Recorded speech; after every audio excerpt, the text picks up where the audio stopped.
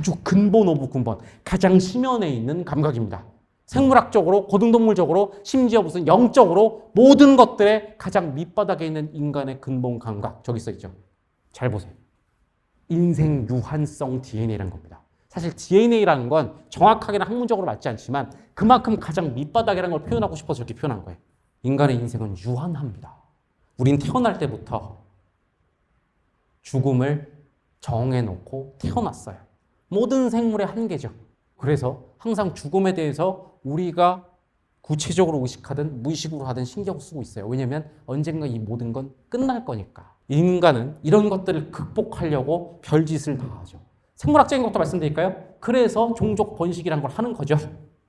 왜? 나는 죽지만 내 유전자를 가진 나의 복제물이 살아있다면 어떻게 보면 생물학적 의미의 영생일 수 있는 거죠. 그래서 번식이라는 게 기본적으로 인간의 욕망이라고 하는 거죠. 또는 영적으로 승화되기도 합니다. 종교적인 거, 영생을 얘기하는 종교들이 있죠. 이번 현생이 끝이 아니야. 다음 생이 있고 다음 생이 있어. 심지어 영원한 생이 있어. 너도 신처럼 될 수 있어. 신의 옆에 앉을 수 있어. 그러면서 뭡니까? 유한한 인생을 이렇게 늘리려고. 그러니까 번식이나 이런 영생이란 건 유한한 인생을 늘리려는 시도인 거죠. 자, 그런데 이 시도 말고 다른 시도가 있어요. 만약 이 시도가 무의미하다고 생각되고 딱 정말로 정해진 인생만 있다고 했을 때 할 수 있는 가장 큰 시도는 뭡니까? 이 인생을 맥스로 사는 거죠. 100만 원이 있어요. 늘리고 싶겠죠. 근데 못 늘리고 정말 딱 100만 원이 한계라고 했을 때 여러분이 할 수 있는 최고. 그죠? 100만 원을 정말 1원도 낭비 안 하고 다 쓰고 싶어져. 낭비란 말 또 나왔죠. 그죠? 누가 1,000원, 만 원을 막 뺏어가거나 썼는데 가성비 이상한 걸 투자해서 낭비하면 너무 아깝다고 하죠. 인생으로 해보자고요. 그죠? 낭비되면 아까운 거죠. 이게 바로 인간의 유연성 DNA인 거예요. 다시 공허감이 들었어요. 왜 불쾌한지 아세요? 심연으로 내려가 보면 그건 인생을 낭비한 겁니다. 공허감이 느껴졌다는 건 경험을 다 가져오는 것이고 경험을 가지 않았다는 건 인생은 경험단이니까 결국 인생을 낭비했다는 거고 인생을 낭비했다는 건 저 밑바닥에 있는 인간의 DNA 내 인생은 유한하고 정말 하나도 낭비하면 안 되는데 낭비했구나 까지 이어지는 거예요. 자, 이 장대한 스토리가 뭔지 아세요? 여러분이 드는 그 공허감 있잖아요. 그게 찝찝한 이유인 거예요. 어떤 분이 불행에 몸부림치고 있어요. 불행에 몸부림치는 이유예요. 난 아직 못 느꼈지만 그냥 관심 있어서 온 이유예요. 그 이유인 거예요. 가장 밑바닥에는 이 감각이 있는 겁니다. 알겠죠? 그리고 이렇게 근원에 있는 감각, 이 감각이면 이것은 인생 전체에 지속적인 영향을 미치게 됩니다. 잘 와닿지 않으시죠? 이것도 제가 그림으로 묘사해드리죠. 이 그림을 보세요. 제가 인생 낭비라고 했을 때 어떤 분은 찝찝해요. 어떤 분은 되게 불행해요. 어떤 분은 그냥 관심 정도예요. 이것도 왜 다른지도 제가 지금도 해석해 드릴게요. 사실 인생은 경험 단위라고 했는데요. 아직 여러분이 그거를 오늘 처음 들으신 얘기고 시간 단위 익숙하니까 저기 있는 동그라미들을 그냥 이렇게 말해볼게요. 하루 일단 볼게요. 첫날 월요일이라고 해볼게요. 일터에 가서 모든 일에 치열하지 않아서 다 가져오지 않았어요. 그죠?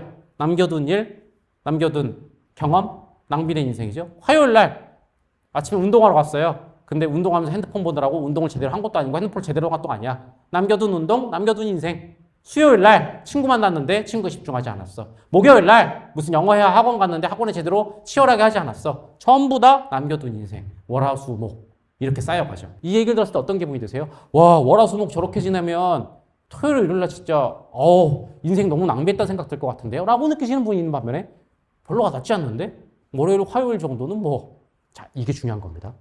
아까 제가 근본에는 인간의 유한성 DNA가 있다고 했죠. 그죠? 그래서 공허감이라는 건 되게 근원적인 어떤 공포감일 수 있는데 이게 사람마다 감도가 다르다고 해야 될까요? 아까 제가 100만 원 비유로 할까요? 1원 정도는 그죠? 어떤 분들은 1원도 안 되는 사람이 있고 한 50만 원쯤 날라가야 아깝네. 이런 사람도 있죠. 부자라서가 아니라 100만 원으로 정해졌다고 해도 이거는 지금까지 키워온 어떤 가치관의 축적, 경험의 축적 때문에 삶아 달라요. 전 공허라는 단어 때문에 지금 너무 불행했고 몸부림치고 있어요. 어떤 분인지 아세요? 아까워하는 단위가 짧은 분인 겁니다. 하루만 낭비해도 찝찝한 분이에요. 이런 분들은 매일 밤 공허감이 찾아와요. 매일 밤이 아니고 심지어 매 순간일 수도 있어요. 친구랑 만나고 집에 가는 딱 2시간 만났는데 그때 뭔가 공허했는데 오늘 쓴 말로 바꿔볼까요? 아, 뭔가 나 인생 낭비한 것 같은데. 이런 사람들은 아주 단위가 짧은 거죠. 반면에 그냥 적당히 집집한 사람들은 단위가 큰 거예요. 한 하루, 이틀, 아니 한 일주일 정도 치열하게 안 지내서 낭비해도 뭐 그러다가 문득 일주일에 한 번? 아니 심지어 저 동그라미가 한 달이라고 해보죠. 한 달에 한 번? 이런 분들은 살짝 찝찝한 채로만 남아있지만 뭐 그런 대로 살아가고 있죠. 제일 큰 사람도 있어요. 저 동그라미가 10년이라고 해보죠.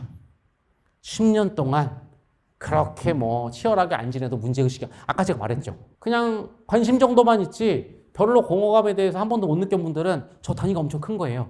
10년, 20년, 심지어 한 40년쯤 지나요. 나이 드신 분들 중에 그런 분들 있죠. 내가 지금 70이야. 적당하게 나름 부산스럽게 살았는데 지금 와서 보니까 참 내 인생 공허하네. 그런 분들은 단위가 큰 거죠. 자, 그래서 제가 오히려 역설적인 얘기 드릴게요. 하루만 공허해도 뭔가 불행하다고, 일주일만 공허해도 불행하다고 몸부림치는 분들 있죠. 지금 현 상황은 괴롭겠지만 그런 분들이 차라리 오히려 나아요. 아니요, 둔감한 사람, 자, 다시 둔감한 사람은 뭐라고요?